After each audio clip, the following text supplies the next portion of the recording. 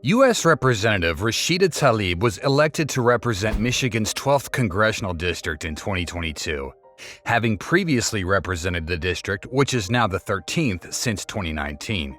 She's probably best known as a member of the Squad, a group of 9 of the most far-left progressive members of Congress.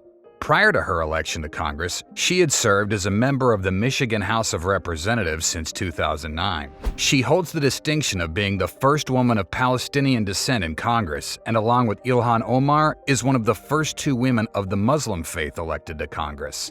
Tlaib and Representative Alexandria Ocasio-Cortez of New York, otherwise known by her initials, AOC, are also the first female members of the Democratic Socialists of America to serve in Congress. Watch the video all the way through and leave your thoughts in the comments section below. In this video, we'll get to know a bit more about Rashida Tlaib, her political stance, her background, and her net worth. Rashida Tlaib was born Rashida Harbi on July 24, 1976 in Detroit. The eldest of 14 children of Palestinian immigrants, her first name, Rashida, comes from a Swahili word meaning righteous. In 1998, she married Fayez Tlaib, from whom she was divorced in 2015. Fayez was born in 1976 in a Palestinian village in the northern West Bank. There is little further available information about what he's doing now and his present whereabouts. The couple have 2 sons, Adam and Yusuf. Rashida Tlaib graduated from Detroit's Southwestern High School in 1994 and subsequently earned a bachelor's degree in political science from Wayne State University in 1998. In 2004, she earned her Juris Doctor from Thomas M. Cooley Law School and was admitted to the bar in 2007. She became active in politics when she interned in the office of Michigan State Representative Steve Tabachman. When he became Majority Floor Leader in 2007, Tlaib was hired as a staff member. The following year, Tabachman was prohibited by term limits from running for another term and encouraged Tlaib to run for his seat.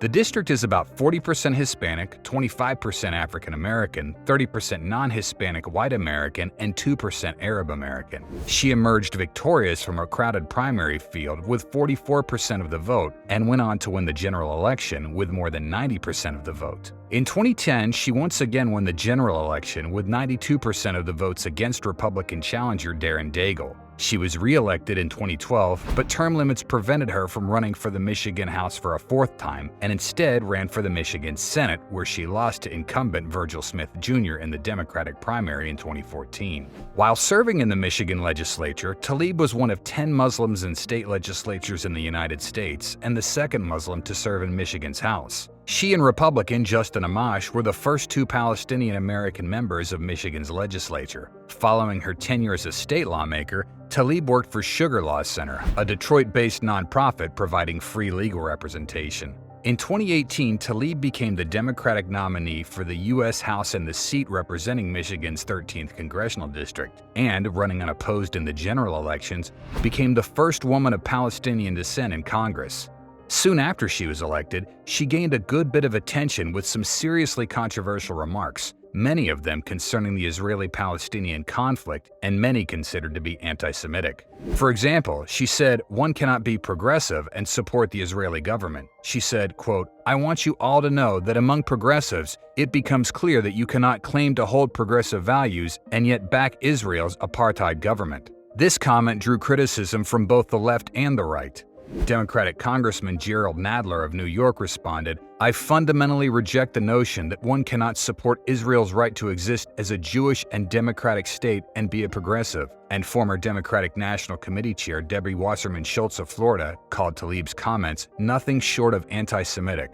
Some of her most polarizing comments concern the Holocaust. In May 2019, during an interview on a Yahoo News podcast, she said, "There's always kind of a calming feeling I tell folks when I think of the Holocaust and the tragedy of the Holocaust, and the fact that it was my ancestors, Palestinians, who lost their land and some lost their lives, their livelihood, their human dignity, their existence in many ways have been wiped out, and some people's passports." Democrats and Republicans alike were outraged by the remark, particularly focusing on Tlaib's use of the word calming in reference to her feelings on the Holocaust. She also said at one point that she had recently celebrated the Holocaust, but tried to walk that back by saying she meant that she took a moment to remember it, and that her comments were meant to pay homage to her Palestinian ancestors who had provided a safe haven for Jews during the Holocaust. 9/11 also prompted some controversial comments from Tlaib as she attempted to come to the defense of her squad colleague Ilhan Omar. Omar had carelessly characterized the 9/11 attacks as "some people did something." Omar had used those words to explain the founding of the Council on American-Islamic Relations. During an MSNBC interview, she was asked if Omar's words had been appropriate. Tlaib responded, "They do this all the time to us, especially women of color. They do that. They take our words out of context because they're afraid, because we speak truth. We speak truth to power." Tlaib has also called for the abolition of the U.S. Immigration and Customs Enforcement, the police, and the federal prison system, thereby cementing her far-left radical status. And she was an avowed enemy of President Donald Trump.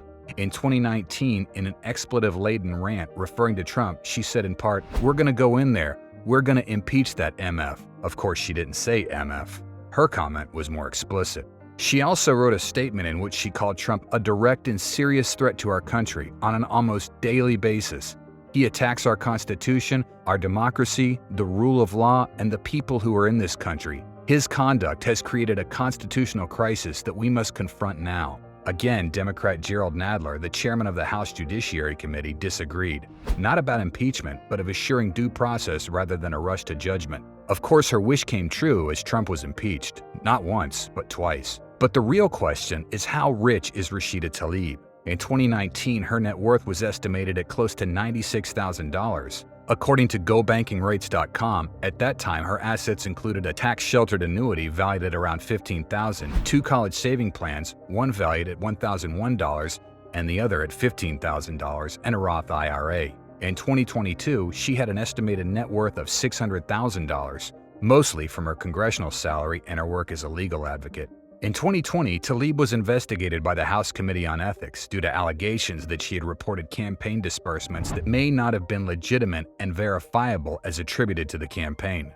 The committee found that money she received following the 2018 general election, totaling $17,500, was prohibited under campaign finance laws governing the personal use of campaign funds. They found, though, that she did not seek to enrich herself with those funds, and that the violation of the restrictions were bad timing and not ill intent. She was ordered to repay $10,800. In January 2023, a website called PeopleAI.com estimated her net worth at $11.4 million, with a caveat that their information may be wrong and that her actual income may vary a lot from the dollar amount they claimed. Another website, IdleNetWorth.com, claimed her net worth was $27 million, again without any further information to back that up. Varying considerably from either of those sources, HighIncomeSource.com estimated her net worth at $600,000, and, all things considered, that seems much more likely than the higher estimates, and certainly not out of line for a member of Congress with a yearly salary of $174,000.